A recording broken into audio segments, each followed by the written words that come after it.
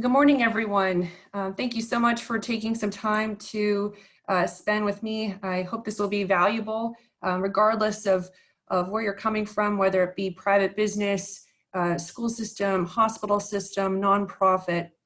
I'll share a little bit about the agenda. I'd like to discuss the current state, essentially begin with that, where we're at.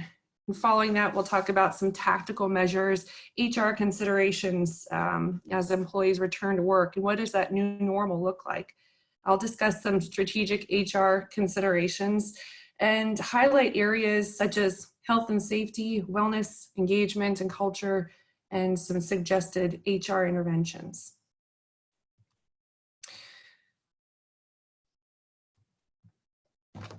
So with that said, how quickly things have changed. One day we're going to work, the next day we're sheltering in place in our homes. The overall theme is clear. There's no going back. This crisis has disrupted every company, every school, all nonprofits and professional services firms beginning 6 weeks ago when our governor ordered the statewide shutdown of all non-life sustaining businesses. Many of you have been forced to absorb a substantial amount of information. You've pivoted your organizations into survival mode. Many have experienced staff furloughs and lost revenue. My hope is that you have received or you're close to receiving PPP and SBA funds, emergency grants, and other subsidies that will keep your organizations moving forward. Regardless of how soon this is over, it's clear to me that we're in the middle of a reset. A new way of thinking about work, business, leadership, and our number one greatest asset, our people. To kick things off, I'd like to quickly share an economic snapshot to provide a foundation. In the fourth quarter of 2019, unemployment was at 3.5%, a 50-year low.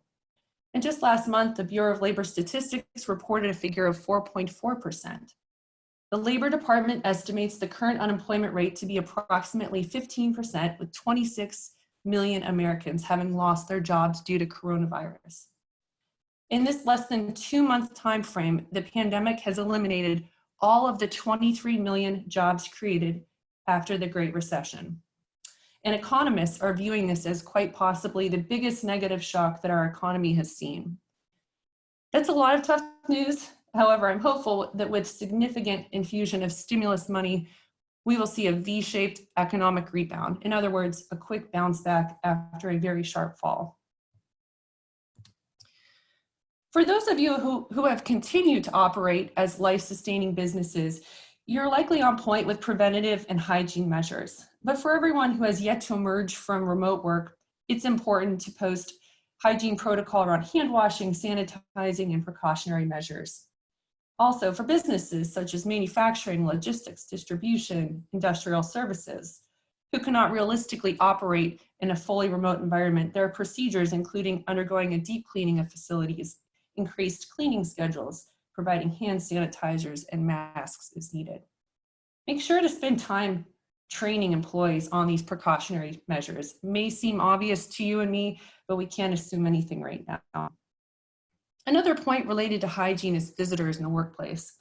Clients and prospective customers, etc. Right now, I strongly recommend limiting access to visitors to your organization site for obvious reasons. Over time, though, consider defining protocols for visitors. A few ideas might include carefully directing visitor traffic through the workplace, limiting the number of visitors in any area at one time, no handshakes, remaining 6 feet apart, utilizing video or phone conferencing instead of in-person client meetings, and providing contactless pickup and delivery of products. If your business is accustomed to providing tours, consider utilizing a virtual tour. I've seen this already widely used and successful in the real estate world.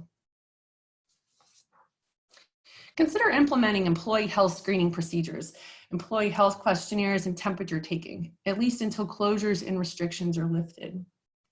If your organization chooses to screen employees for respiratory symptoms and have their temperature taken as a precautionary measure to reduce the spread, it's important to convey this in a personal all-team meeting as well as in memo form.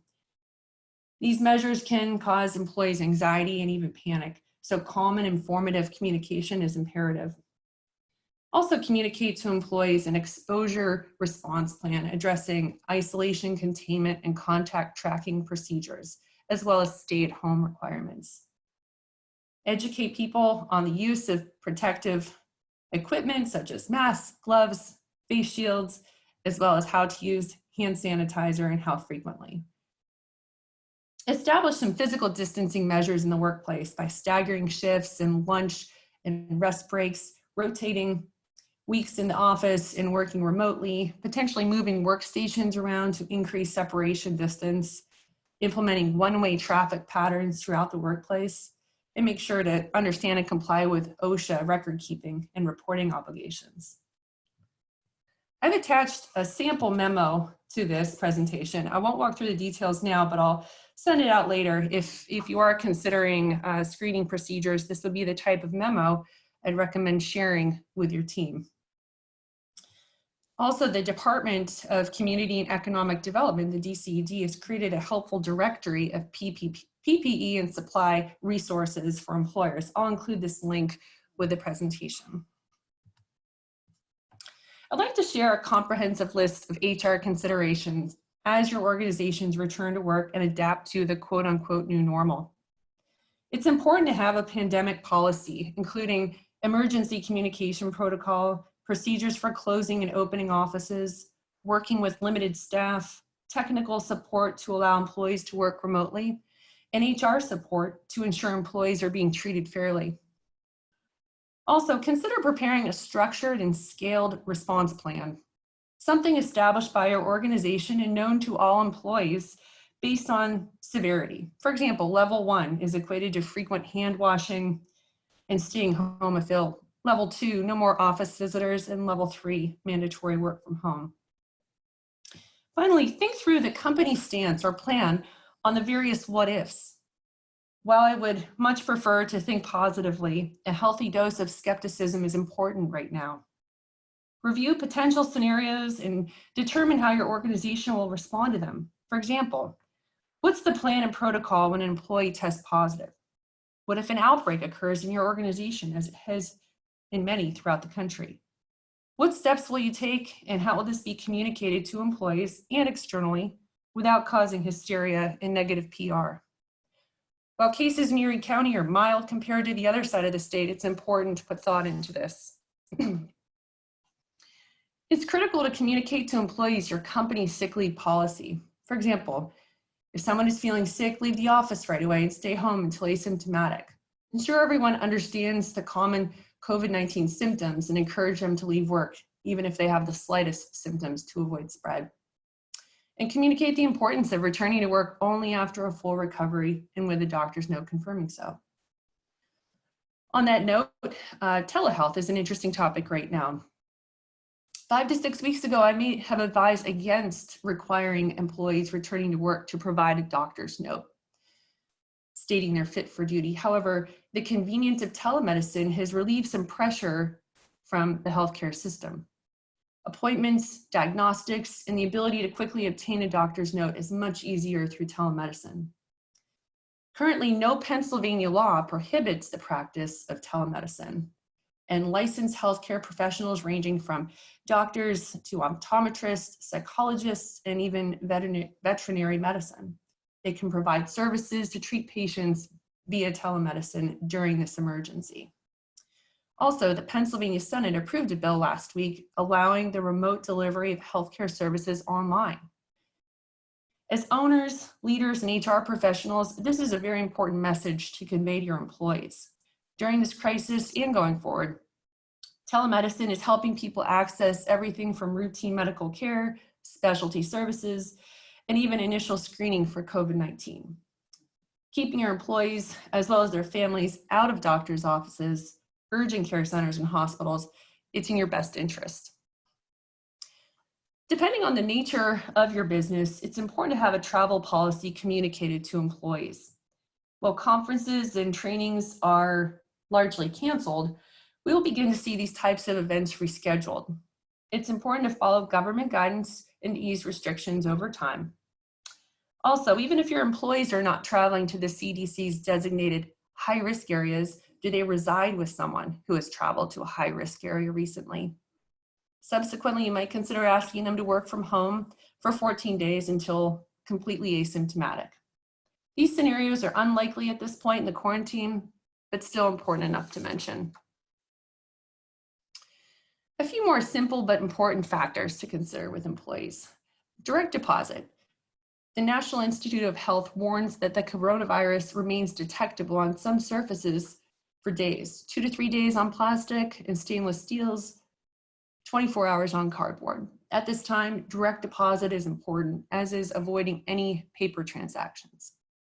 Also, ensure employee contact information is up to date, including emergency contacts. Effective, consistent communication is critical. And finally, consider utilizing a free or company-sponsored mobile app, such as Slack or Staffbase, for example. These platforms allow you to send messages and push notifications.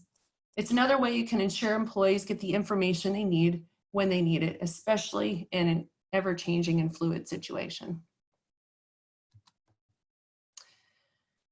Telecommuting may have proven to work well for some employers and employees during the pandemic.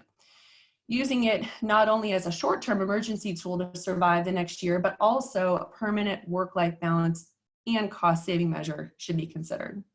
A recent article published by Harvard Business Review suggests that coronavirus will trigger a work-from-home revolution. It predicts that 25% of positions will remain completely viable as work from home after the pandemic ends. While remote work has benefits, the change in environment can be a culture shock. Employees struggle with morale, they may have trouble focusing and feel disconnected from the organization, which can lead to disengagement and low productivity. A few factors to consider with remote work. Ensure technology, connectivity, and equipment are updated and secure to support virtual employees. Stick to standard working hours and have a daily work routine. To put it simply, do what you do in the office. Communicate frequently. Consider starting the day with a quick checkpoint meeting. As a leader, it's important to balance driving accountability while not micromanaging remote workers. Depending on the nature of your organization and its culture, it's important for coworkers to connect remotely. I know of a national sales team that gathers every Friday at 4:30 on Zoom to casually converse. It's not a structured meeting, but rather an opportunity to socialize. You can still acknowledge and even celebrate your employees' birthdays and other occasions. There's an opportunity to get creative and thoughtful. Consider the long-term cost savings or impact of offering permanent remote work. Look at the numbers. If you have employees requesting a continuation of their remote work, this is a good time to determine if this makes good financial sense. Consider staggering weeks in office and at home among team members, especially as people return to the office setting. A final note, even if your employees have not worked remotely, these are all things to consider for the future. If a future outbreak or other emergency occurs, you will want to be prepared to quickly pivot with remote work accommodations. Returning employees to the workplace during and after the pandemic will not be as simple as announcing a reopening or return to the workplace date and carrying on with business as usual. We've touched on safety, but what about recall procedures? Plan for how and when employees will return to work to create an organized and controlled approach. All employees returning on the same day at the same time would be overwhelming and probably unsafe. A few considerations. Mentioned earlier, phasing in employees, perhaps using seniority or other non-discriminatory factors for selection, determine schedule changes to provide the greatest protection to workers. You want to be sure to notify the state unemployment agency of employees recalled to work, and also determine how to handle employees who are unable or unwilling to work, those who may be fearful, who have family obligations, or who remain under quarantine due to exposure. Regarding employee benefits, whether employees remained on the employer's benefits plan or not, certain notices or actions may be required to stay compliant. You want to make sure to communicate to employees any changes or eligibility issues related to group health insurance, FSAs, 401k, and paid leave, especially under the FFCRA. ensure employees understand the eligibility of this act, and provide them with a policy. Many employers have made compensation changes during the crisis thus far. How the disruption has affected compensation policy going forward will also need reviewing and communicated to all affected staff. A few things to address. How the employer will handle any missed annual pay increases, and if those will be applied retroactively. Will any pay cuts be made? Understand how to reduce salaries for exempt employees if necessary. Determine if employee status changes, exempt to non-exempt, full to part-time status. How will bonuses, incentive pay, or commissions be affected? And will hazard pay be offered? With regard to policy changes, it's no longer business as usual, and employers will likely need to update or create policies to reflect the quote-unquote new normal. A few examples. Paid leave policies adjusted to reflect regulatory requirements and actual business needs. Attendance policies relaxed to encourage sick employees to stay at home. Time off request procedures clarified to indicate when time off can be required by the employer should sick employees need to be sent home. Possible flexible scheduling options implemented, allowing for compressed work weeks and flexible start and stop times. Policies related to meals and rest breaks adjusted to staggered times and processes to encourage physical distancing. Telecommuting policies and IT policies revised to reflect remote work, hardware, software, and support. Organizations have learned valuable lessons regarding their business continuity plans or lack thereof during the past 2 months. Now is a great time to review and revise the plan to prepare for future emergencies. Implement a business continuity plan, including infectious disease control, if a plan does not exist prior to this. And recognize the possibility of additional closings during this current pandemic, as infections may rise and fall again, triggering more stay-at-home orders and supply chain disruptions. Perform testing and exercises to practice the new or revised emergency plan and make sure employees know what to do. Finally, and very importantly, employee wellness. After dealing with the anxiety and stress of the pandemic, it's important for employers to be cognizant of the mental health and overall wellness of their employees. Employees will understandably be anxious about several things, not only about the pandemic itself, but the impact on their job and their personal finances. People are balancing work from home while also instructing their children's schoolwork. They're single parents with no support or childcare. So support and empathy are key right now. And although work and instructing children from home scenario is common, I've talked with people who've had their weddings canceled. They've had devastating diagnoses, lost loved ones with no funeral, very, very difficult situations. And extreme stress and fear and burnout may be precursors for lifelong problems like depression, anxiety, PTSD. As leaders, it's important to take action and provide the support that employees need. Taking the extra time to listen and empathize, making the thoughtful exception. This is a good time to ensure employees have access to EAP referrals so they get the support they need. That's Employee Assistance Plan. It's important to recognize that one size does not fit all. The needs of a nonprofit versus a manufacturing company vary significantly. Ultimately, a healthy, productive employee is essential strategy for survival. As a quick side note, I have a COVID-19 return to work checklist that I will also attach to this presentation for your reference. Culture is largely the reason employees either, quite frankly, love or hate their jobs. Like reputation, it takes years to build good culture, but only a few missteps to destroy it. Company culture ultimately deserves attention because it will help your organization attract new talented employees, keep your current employees engaged and motivated, produce great work, and earn a positive reputation for future employees, as well as prospective clients, donors, volunteers, etc. Culture versus morale is an example. A company will likely experience a higher sense of morale during the holiday months when families are celebrating and more events are taking place than, say, March. Company culture is different though, because it captures much more of the institutional and systematic choices your business engages in with its employees. Company culture is a long-term concept, which is why monitoring it is essential. Company culture quantifiers should base their studies on 3 metrics: communication, retention, and performance. First, cultivating a model of open communication. You can do this by having either HR or a third-party consulting group come in and help determine what works and what doesn't work, listening from the employees directly. It offers a degree of separation from management that allows employees to be more honest and candid about their work environment. Consider applying turnover information and retention statistics to culture evaluations. If new hires are leaving too early, maybe the culture isn't catering to newer employee expectations and needs.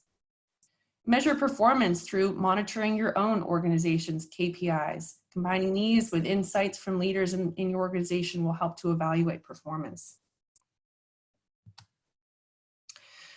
Some valuable HR metrics to consider. Well, going back, HR metrics are data that can help you assess whether your people activities are generating the results you want. They also help you monitor productivity and performance of your employees. Some valuable metrics I'd recommend looking at, especially in the coming months as we emerge from the pandemic. First, revenue per employee. Revenue per employee helps you determine the value of employees to your business. Workers on average should bring enough revenue to justify their employment. To calculate revenue per employee, determine what your total revenue is in a time frame, such as a month, and divide that by total number of employees that you have. Perhaps segmenting by department or production versus office admin staff would provide some additional insight. You can track this number over time, and it will give you a sense of how efficient and/or productive your employees are. Employee turnover is used to determine whether your employees are happy or not. 20% turnover rate is average across most industries, and a good goal to strive for would be about 10% or less. To calculate turnover, first determine how many employees you have, and then divide that number by the number of employees who have quit or been fired. Some businesses use absenteeism as a measure of employee health and wellness, as it's common knowledge that unhappy employees or those with health or home issues take more time off. A rate of 2.5% is typical. To calculate absenteeism, you'll need to add up all of the missed workdays and divide that by the total workdays scheduled. I recognize there are a number of industries represented here today, and I recommend spending some time taking an inventory of these metrics, as well as the ones on this page as well. This will determine how your organization's metrics might compare to specific industry benchmarks. This is something worth investing a little bit of time on.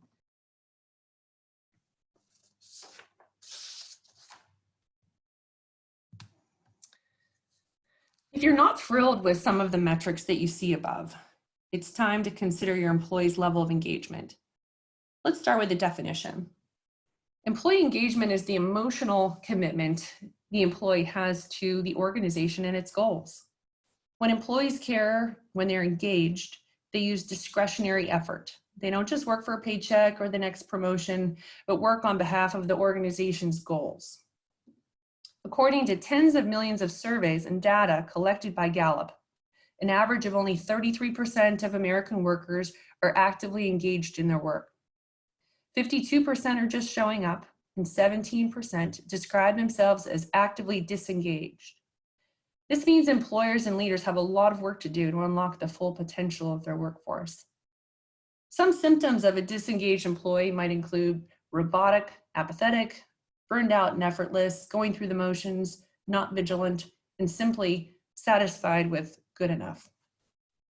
It's difficult to ignore a pattern here. The impact is typically in this order. If you look at the graph on the left, the engaged employee tends to have lower absenteeism, lower turnover, fewer quality defects, safety incidences, higher customer metrics, and higher productivity. The impact for an employer on the right, engaged employees tend to generate a higher level of service, better quality and productivity, higher customer satisfaction, which leads to increased sales and greater business success. This slide represents some of the best engagement-related data reported by reliable workforce resources. This is where the rubber really meets the road. These figures help to tell a story. My own experience with facilitating engagement surveys over the years, there's a trend with the top areas for improvement, and they're often centered around recognition, feedback, and monitoring employee progress in their roles. Specifically, when asked if an employee has received recognition for doing good work or occasional feedback on their progress, their responses tend to require some improvement on behalf of an employer.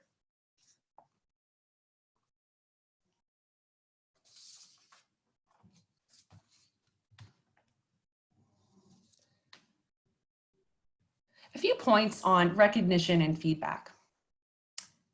As employees adapt to the new normal, it's important to make sure their job expectations are clearly defined. Do they know what's expected of them? Do they have the resources and the training to do their jobs well? As a leader, director, owner, or HR professional, there's never been a better time than the present for intentional quality time with employees. Specifically, one-on-one checkpoints. Make the time for both formal and informal discussions around performance, expectations, and resources. Bring the extra emotional intelligence and empathy to these discussions, and it will pay off. With regard to recognition, a few points.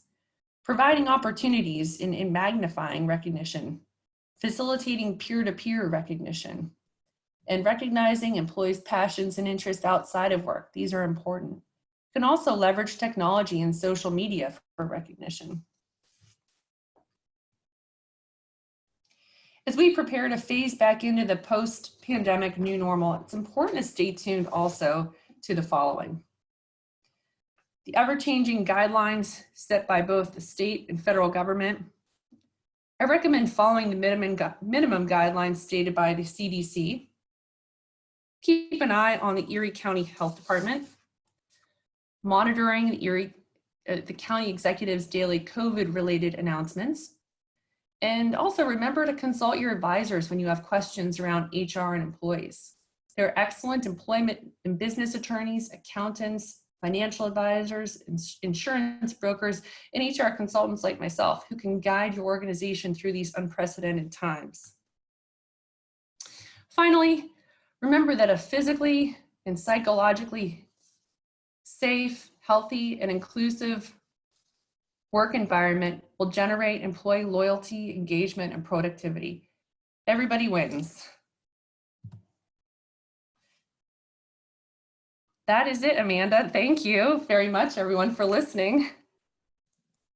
Great, thank you, Abby. We had a couple of questions come in if you want to take a couple minutes to answer those. Sure. So we got one question that says, I'm looking for guidance on vacation protocol as we approach a soft opening. What is everyone doing with regard to preventing travel to red zones, things of that nature? This, well, it would be important to take a look at what's already established, and most likely an existing vacation policy would need a revision and an overhaul.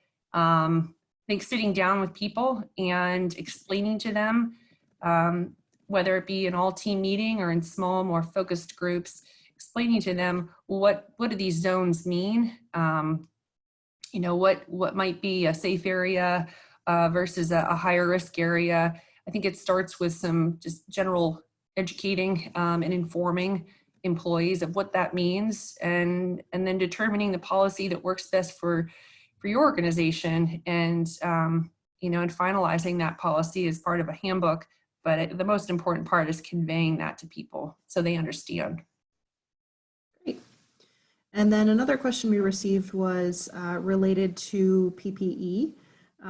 Can employers require staff to purchase their own personal protective equipment?